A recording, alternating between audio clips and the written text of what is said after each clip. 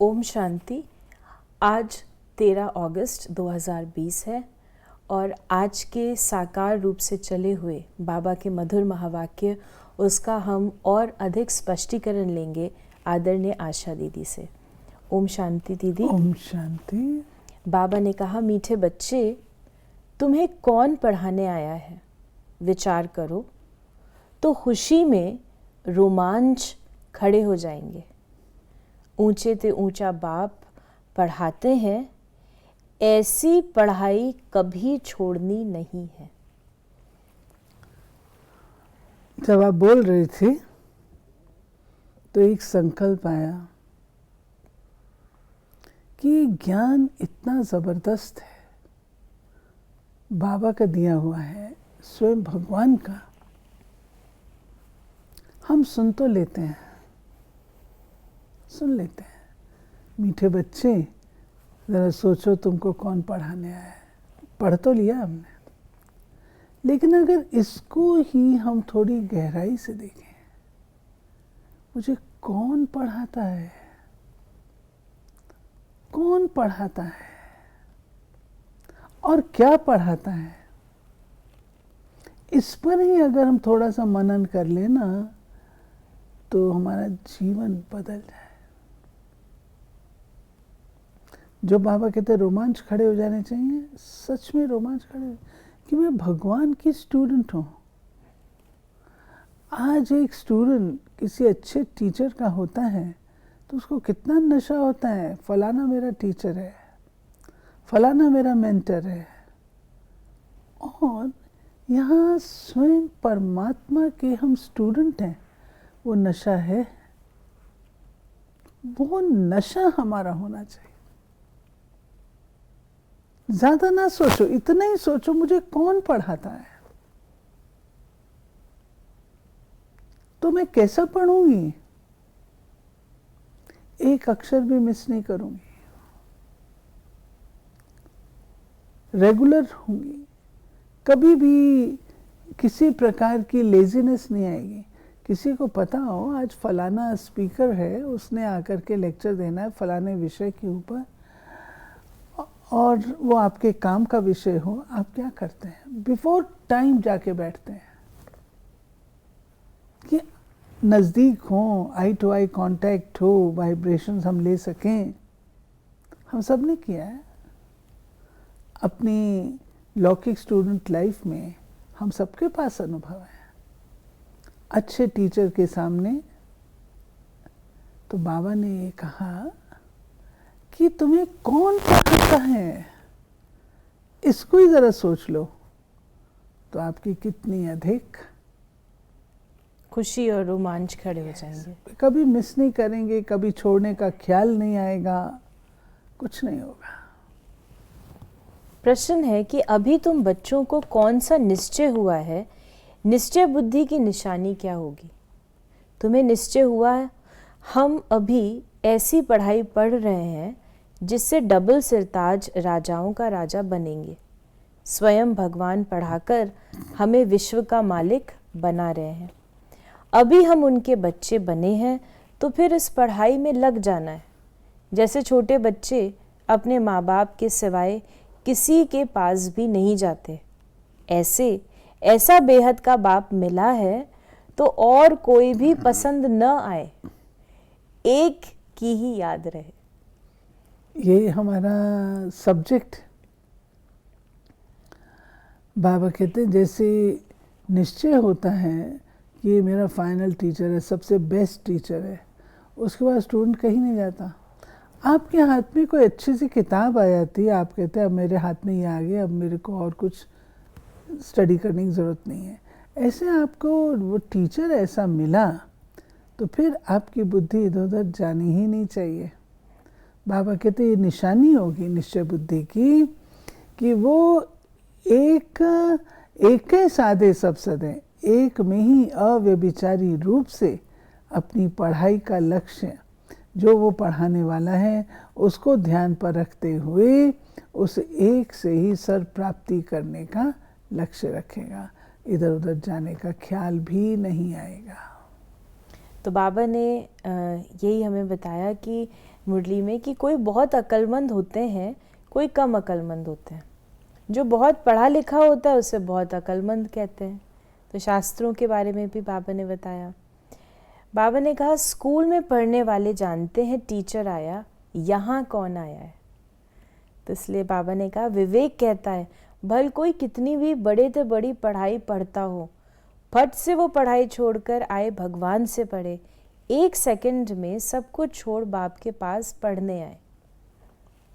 फिर बाबा ने कहा कि नेचुरल निश्चय हो जाए ये टीचर आया है, फलाने डेट पर फलाने स्थान पर आएगा, तो कहीं से भी दौड़ के हम पहुंचेंगे ना कि आया है, हमको जाना है, पढ़ना है। बाबा ने कहा ये इसके लिए मैं आपको बताऊंगी कि वो दिन भी बहुत प्यारे थे जबकि बाबा आते थे, दिल्ली में आते थे, कानपुर में आते थे। आज जैसे मधुबन में पार्टियां जाती हैं, ऐसे उन दिनों में नज़दीक के बच्चे पहुंच जाते थे कि बाबा की मुरली हम सम्मुख सुनने जाके, जब बाबा साकार में आते साकार में थे, हम सम्मुख सुने।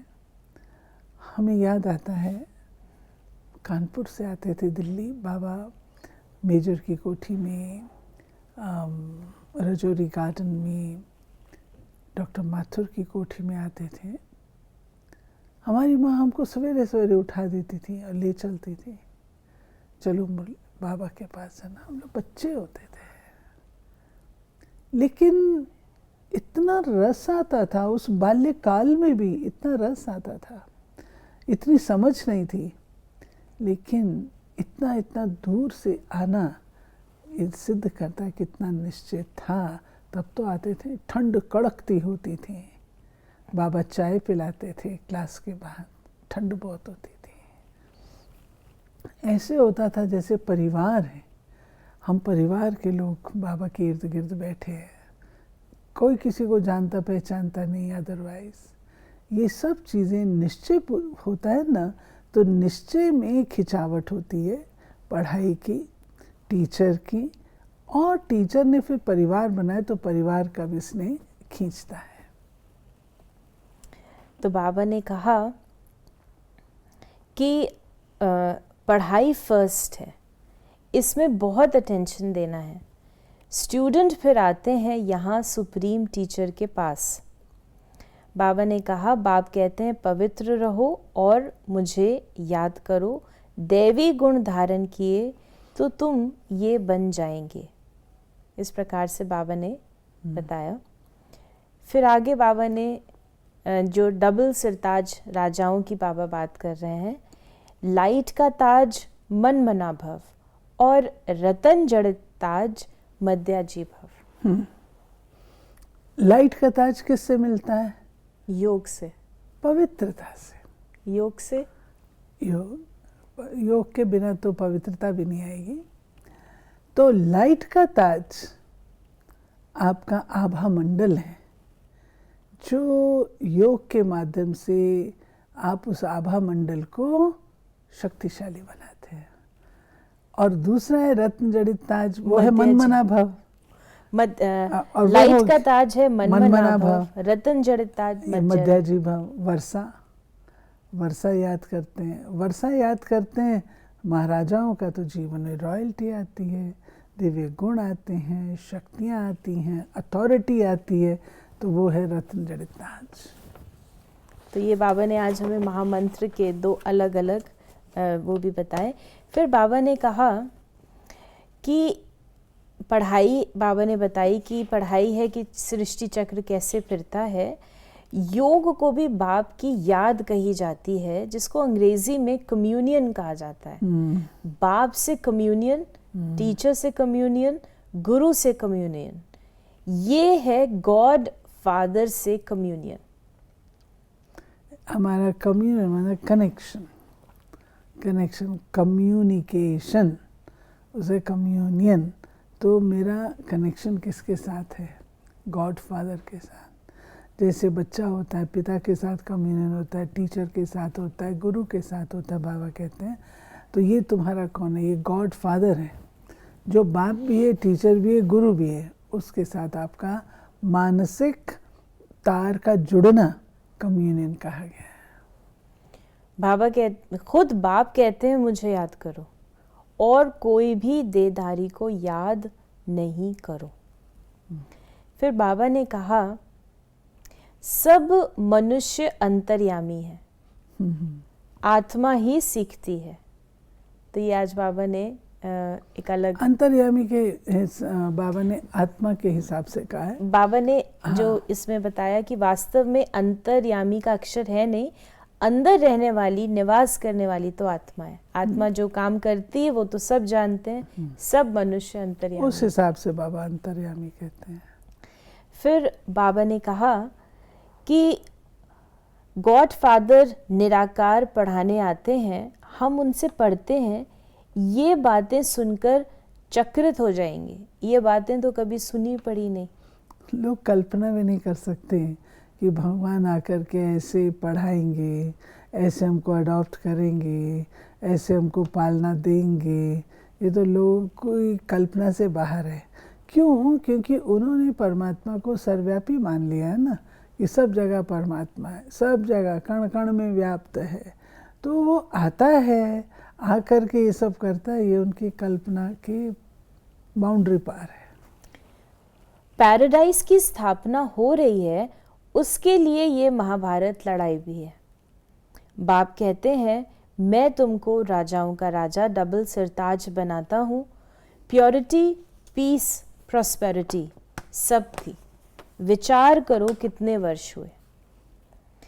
फिर बाबा ने विनाश के बारे में भी बताया कि नेचुरल कैलामिटीज़ भी आने वाली हैं, हमारा रियलाइज़ किया हुआ है और दिव्य दृष्टि से देखा हुआ है, ये सब खलास होना है। ये बाबा बात कर रहे हैं, ब्रह्मा बाबा, ये ब्रह्मा बाबा बोल रहे हैं कि आदि में, यज्ञ स्थापना के आदि में ब्रह्मा बाबा को साक्षात्कार हुए, जिसमें ज्योति बिंदु का हुआ, लक्ष्य का, विष्णु चतुर्भुज का हुआ। फिर बाबा को साक्षात्कार हुआ ये पुरानी नरकमयी सृष्टि, इसका विनाश, और विनाश का साधन भी बताया। Atomic war, civil war, natural calamities, ये सब इनके द्वारा पुरानी दुनिया का विनाश। ये भी बाबा बताते हैं कि ज़्यादातर जो नेचुरल कैलामिटीज़ है उनका रोल भारत में है, और जो एटॉमिक वॉर है वो विदेशों में बताई गई है। और उसके साथ साथ फिर बाबा ने नई सृष्टि की स्थापना भी देखी, और स्थापना में स्वर्ग की सृष्टि देखी, और उसमें बाबा ने देखा कैसे ऊपर से सितारे आते हैं, धरती पर आते हैं, राजकुमार राजकुमारियाँ बन जाते हैं। यानी आत्माएं, सितारे आना माना आत्माएं ऊपर से आती हैं, और ऊपर से जब आत्माएं आती हैं तो यहाँ आकर के दैवी स्वरूप में परिवर्तित हो जाती हैं, शरीर धारण करती हैं, तो देवता का शरीर धारण करती हैं। तो ये सब बाबा के आज बता रहे हैं कि मैंने ये सब साक्षात्कार किया है। तो बाबा कहते हैं रियलाइज भी किया है और देखा भी है दिव्य दृष्टि से। बाबा ने रियलाइज किया कि बाबा इतना अच्छा बिजनेसमैन था, इतना बढ़िया बिजनेस। वो वैराग्य की वृत्ति जब जागृत हुई, ये पुरानी दुनिया क्या है, कैसी सृष्टि है, जब ये रियलाइजेशन हुआ तो जो बाबा को हीरे आदि थे वो ऐसे लगते थे जैसे पत्थर हैं। इसलिए बाबा ने फिर उसका परित्याग कर दिया, वैराग्य आया। फिर बाबा ने बहुत सारी और भी चीज़ें कही हैं, हम लेकिन थोड़ा सा लेते हैं कि उनकी मत पर चलना चाहिए। ये जो बाबा बता रहे हैं, बाप कहते हैं अपने को आत्मा समझ, बाप को याद करो। बाप को तुम भूल जाते हो, लज्जा नहीं आती, वो नशा नहीं चढ़ता है।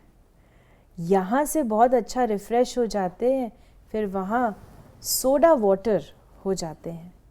अब तुम बच्चे पुरुषार्थ करते हो गांव-गांव में सर्विस करने की। बाबा कहते हैं पहले पहले तो ये बताओ कि आत्माओं का बाप कौन है। भगवान तो निराकार ही है, वही इस पतित दुनिया को पावन बनाएंगे। बाबा अनुभव से बताते हैं। बाबा कहते हैं यहाँ पर जब होते हैं बच्चे तो बड़े खुश, बड़ी शक्ति अनुभव करते हैं, इतना उमंग उत्साह रहता है, बाबा बस अब हमने अपने घर जाना ही नहीं, यहीं रहना है। अब बाबा तो सब जानता है कि यहाँ से बाहर, बाउंड्री के बाहर गए, माया मासी बैठी है तो वो फिर करती है। तो बाबा कहते हैं यहाँ नशा इतना, और जैसे बाहर जाएंगे सोडा वाटर होता है ना, पहले वो उछाल मारता है फिर ठंडा हो जाता है, ऐसे ही बच्चों का नशा यहाँ तो खूब चढ़ता है, वहाँ गए तो ठंडे हो जाते हैं। तो बाबा कहते हैं ठंडे नहीं बनो, ठंडे ना बनो उसके लिए क्या करो, सेवा करो। जो बाबा ने गांव-गांव की सेवा बताई ना, तो सेवा करो। सेवा में तल्लीन होते हैं तो तार जुड़ी रहती है, सेवा में होते हैं तो दुआएं मिलती हैं, सेवा में होते हैं समय सफल होता है, भाग्य बनता है। तो उससे जो उमंग उत्साह मधुबन से लेकर के आते हैं, बाबा से लेकर के आते हैं, वो बना रहता है, वो बाबा कहते हैं। वरदान है आज का, एक मत और एक रस अवस्था द्वारा धरनी को फलदायक बनाने वाले हिम्मतवान भव। जब आप बच्चे हिम्मतवान बनकर संगठन में एक मत और एक रस अवस्था में रहते व एक ही कार्य में लग जाते हो, तो स्वयं भी सदा प्रफुल्लित रहते और धरनी को भी फलदायक बनाते हो। जैसे आजकल साइंस द्वारा अभी अभी बीज डाला और अभी अभी फल मिला, ऐसे ही साइलेंस के बल से सहज और तीव्र गति से प्रत्यक्षता देखेंगे। जब स्वयं निर्विघ्न एक बाप की लगन में मगन, एक मत और एक रस रहेंगे, तो अन्य आत्माएं भी स्वतः सहयोगी बनेंगी और धरनी फलदायक हो जाएगी। एक मत और एक रस, अगर एक ही मत पर होंगे तो एक रस भी होंगे। एक मत तो बाबा की है, अगर द्वैत आ जाएगा, दूसरों की मत आएगी, तो एक रस नहीं रहेंगे। कभी उतार, कभी चढ़ाव, कभी नीरसता, वो भी हो जाएगी। लेकिन एक मत बाबा की पालन करने से अवस्था एक रस रहेगी। और स्लोगन है, जो अभिमान को शान समझ लेते हैं वो निर्माण नहीं रह सकते। जो अभिमान को शान समझ लेते वो निर्माण नहीं रह सकते। ऑब्वियस है, अभिमान वाले का सदा अपमान होता है, निर्माणता की तो बात ही बहुत दूर की है। जो अभिमानी होता है वो अपना अपमान हर छोटी बात से समझ लेता है। ना अपमान हो गया, किस बात का अपमान हो गया, तो अभिमान तंग करता है, उसे खुश नहीं रहने देता, संतुष्ट नहीं रहने देता, हर समय हलचल में रखता है। तो ये थे बाबा के आज के महावाक्य, और इसका हमने स्पष्टीकरण लिया। बहुत सारा होमवर्क भी हमें मिला है अपनी चेकिंग के लिए और आज दिन में सारा दिन करने के लिए। यदि आपको कुछ और अधिक क्लैरिफिकेशन चाहिए, कोई क्वेश्चन हो, तो आप अपने क्वेश्चंस को व्हाट्सएप कर सकते हैं 8826599309 पर, और हम इसे प्रश्नोत्तरी कार्यक्रम में लेने का प्रयास करेंगे। ओम शांति।